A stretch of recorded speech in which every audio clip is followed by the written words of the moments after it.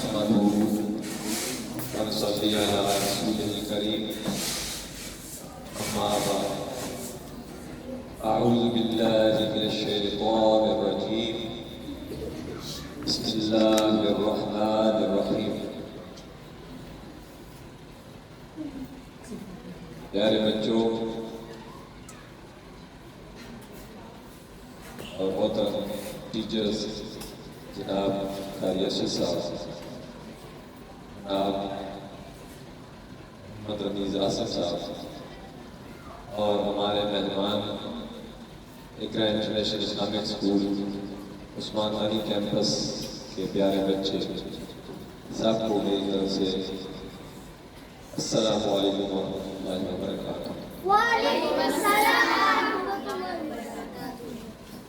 آج ہم مصور پاکستان ڈاکٹر علامہ محمد اقبال کو خراج تحسین پیش کرنے کے لیے یہاں اکٹھے ہوئے ہیں، اور ہم نے یہ پیاری سی محفل سجائی ہے جس کو آپ ننھے منھے پیارے پیارے بچوں نے رونق بخشی ہے۔ میں آپ سب کو اس پروگرام کے انعقاد پر شاباش دیتا ہوں اور ان کے آرگنائزر اور پوری ٹیم کو شاباش اور ویل ڈن۔ بلا شبہ جن بچوں نے اس پروگرام میں پارٹیسپیٹ کیا وہ بھی خراج تحسین کے اور شاباش کے مستحق ہیں، ان کے ساتھ ہی جن ٹیچر نے ان کو تیاری کروائی وہ بھی قابل تحسین ہے۔ بلا شبہ ہمارا ایک ادارہ ہے جس کا سلوگن ہے اسلامی شعار ہماری پہچان۔ یہ ادارہ الحمدللہ جب 2015 میں کھڑا کر رہا تھا تو اس کی بنیاد کا مقصد وہی مقصد تھا کہ جو اللہ نے قرآن مجید میں ہماری تخلیق کا مقصد بتایا ہے۔ فرمایا وَمَا خَلَقْتُ الْجِنَّ وَالْإِنسَ إِلَّا لِيَعْبُدُونِ، کہ ہم نے انسان کو نہیں پیدا کیا مگر صرف اپنی عبادت کے لیے، اور جنوں کو بھی نہیں پیدا کیا مگر صرف اپنی عبادت کے لیے۔ تو جب یہ آیت میری نظروں سے گزری تو میں نے یہ سوچا کہ ایک ایسا ادارہ بنایا جائے جہاں پر قرآن و سنت کی تعلیم بھی لازم قرار دی جائے، اور الحمدللہ اگست 2015 میں نے اس ادارے کی بنیاد رکھی اور اس کا سلوگن دیا کہ اسلامی شعار ہماری پہچان، اور الحمدللہ اس پر ہم کام کر رہے ہیں۔ آج تک سینکڑوں بچے اس ادارے سے مستفید ہو چکے ہیں، اور بہت پرانی ٹیچر بھی آج تک ہمارے ساتھ 8 سال سے ہمارے ساتھ 6 سال سے ہمارے ساتھ جڑی ہوئی ہیں، جو اس فریضے کو بطریق احسن لے کر چل رہی ہیں اور میرے اس مشن میں میرا ساتھ دے رہی ہے۔ میں ان کا بھی مشکور اور ممنون ہوں۔ ریسنٹلی ہمیں میم انیلا نے جوائن کیا ہے، جو کہ میری فاسٹ کزن بھی ہے، اور الحمدللہ یہ انٹرنیشنل لیول کے بڑے اسکولز میں پڑھا چکی ہیں، SLS میں، الہدا میں، اور ان کو میں اسپیشلی آج کے پروگرام کے حوالے سے خصوصی شاباش کی یہ مستحق ہے کہ جنہوں نے بہت اچھی محنت کی اور کوآرڈینیٹ کیا ٹیچرز کے ساتھ، پرنسپل کے ساتھ، اور میرے ساتھ بھی کوآرڈینیشن میں رہی، اور میرے کال ٹائم نہ دینے کے باوجود انہوں نے بہت اچھا اہتمام آرگنائز کیا۔ اس بار میں ان کا بھی تہ دل سے مشکور ہوں۔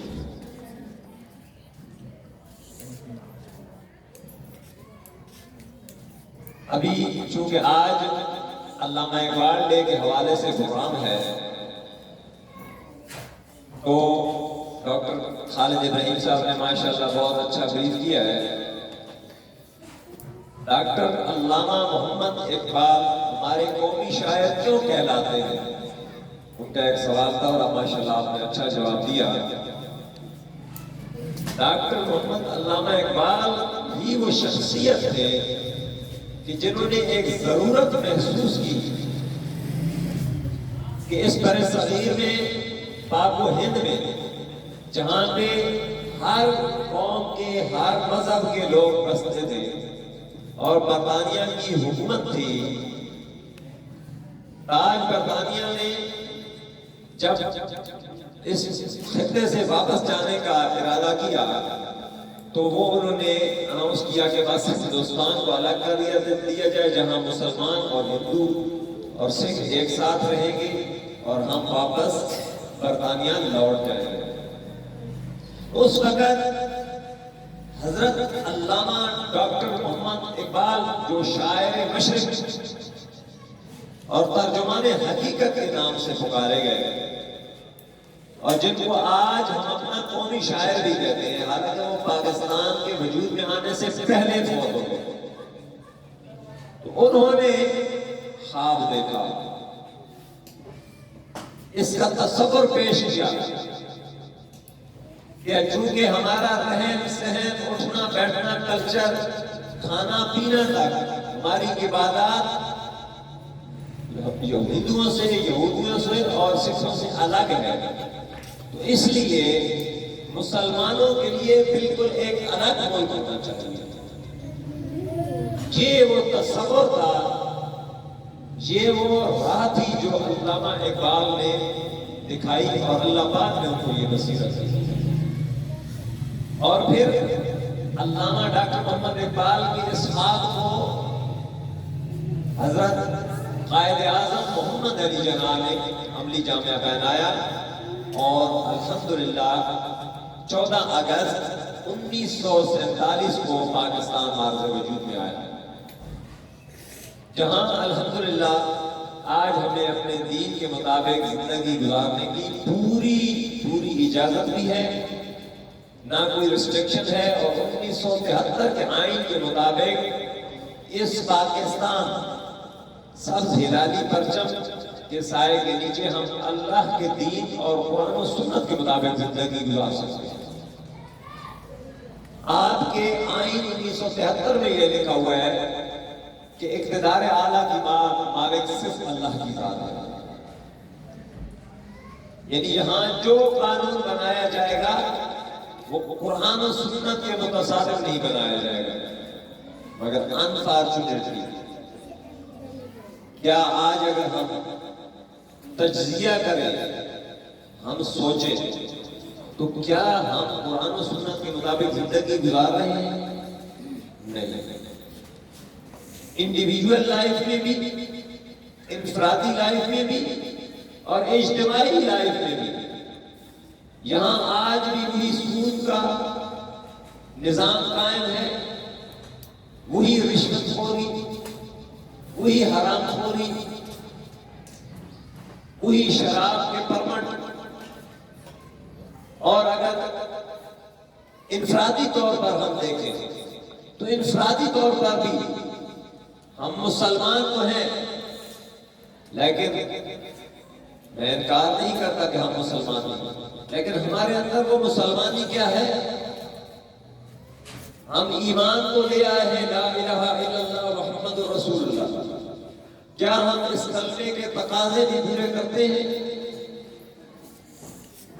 یا ہم صرف وہ 2.5 انچ کے مسلمان ہیں، مسجد کے اندر جو 2-2.5 انچ ہم پاؤں رکھے ہوتے ہیں وہاں پر ہم مسلمان ہوتے ہیں، اور باہر آ کے ہم وہی گالی گلوچ، وہی لوگ باتیں وہی ایک دوسرے کے خلاف باتیں، لڑائیاں، جھگڑے، فساد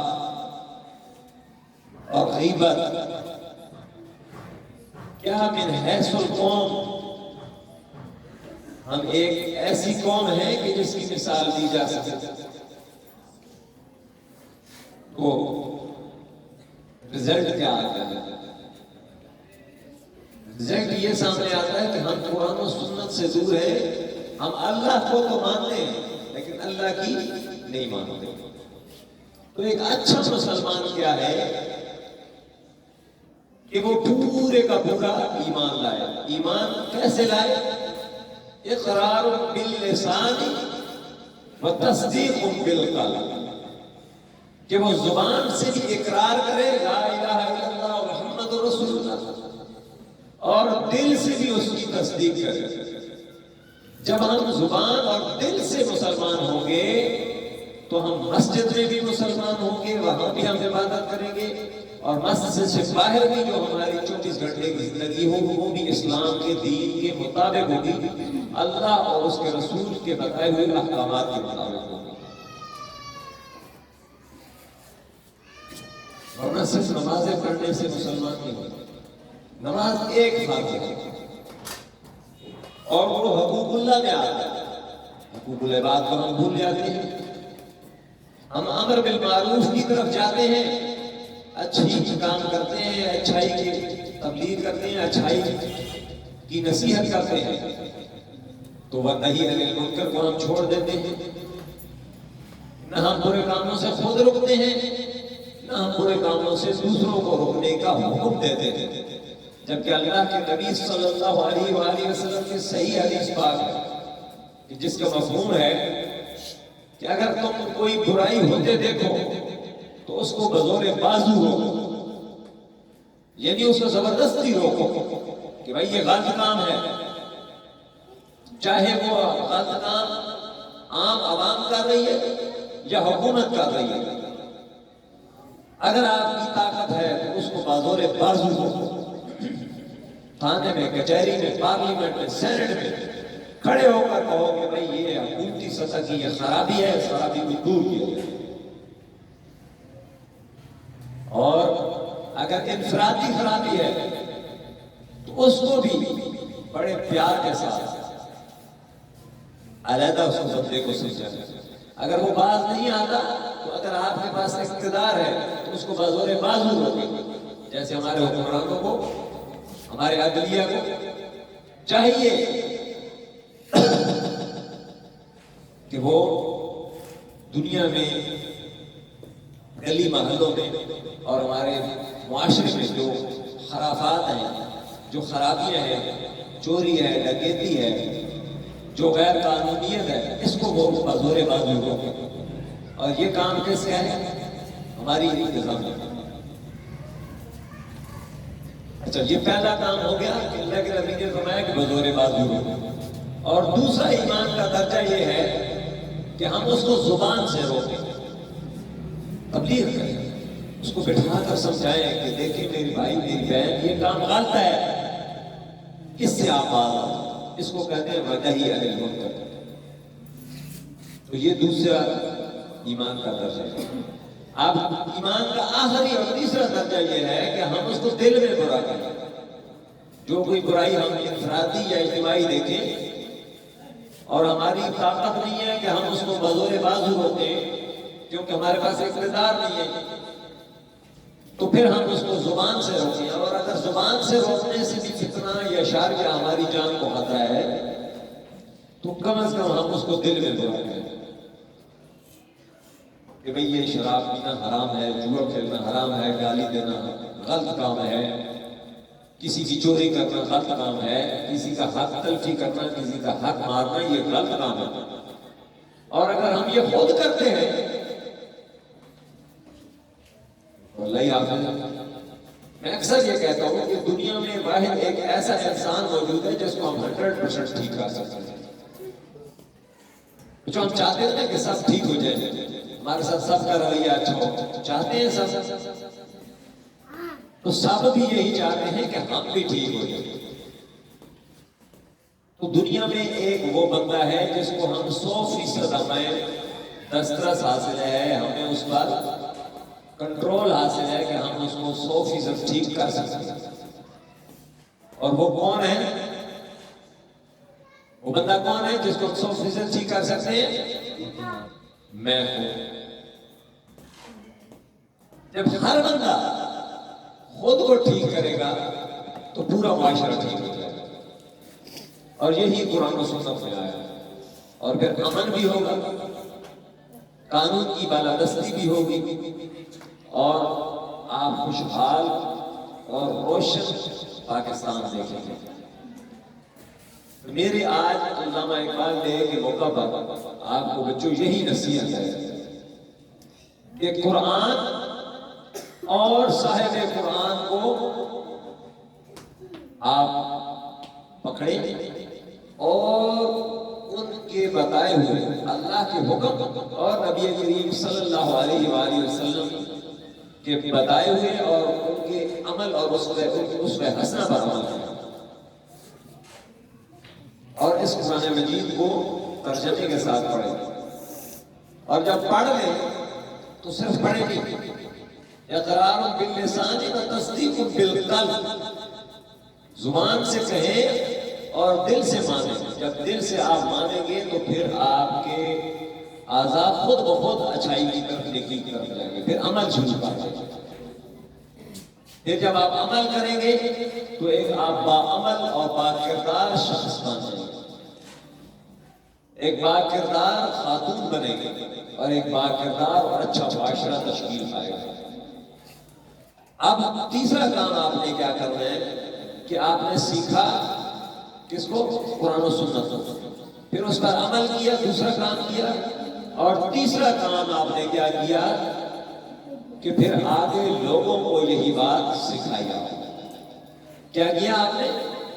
پھر یہی عمل آپ نے اور لوگوں کو اور بچوں کو بتایا کہ بھئی یہ اچھا کام ہے، اس پر ہم نے عمل کرنا ہے. اور اس پر عمل کرنے کے بعد ہم ایک اچھے صالح اور باعمل اور باکردار لوگ اور معاشرہ بنتے ہیں، اور ہم ایک معاشرے کا حصہ بنتے ہیں، اور ہم اچھے کہلاتے ہیں. ہماری دنیا میں بھی عزت ہوتی ہے اور آخرت میں بھی ہمارے لیے انعامات رکھے گئے ہیں. تو بات سمجھ آ گئی ہے میری؟ بس اس کے ساتھ ہی میں آپ سے اجازت چاہوں گا. ایک بار پھر میں تمام بچوں کا، اسٹاف کا اور تمام ٹیچرز کا مشکور ہوں اور ممنون ہوں. اور بالخصوص یہ ایک بچی ہماری ٹیچر عائشہ، اس نے یہ بہت گہرے پینٹنگ بنائی ہے.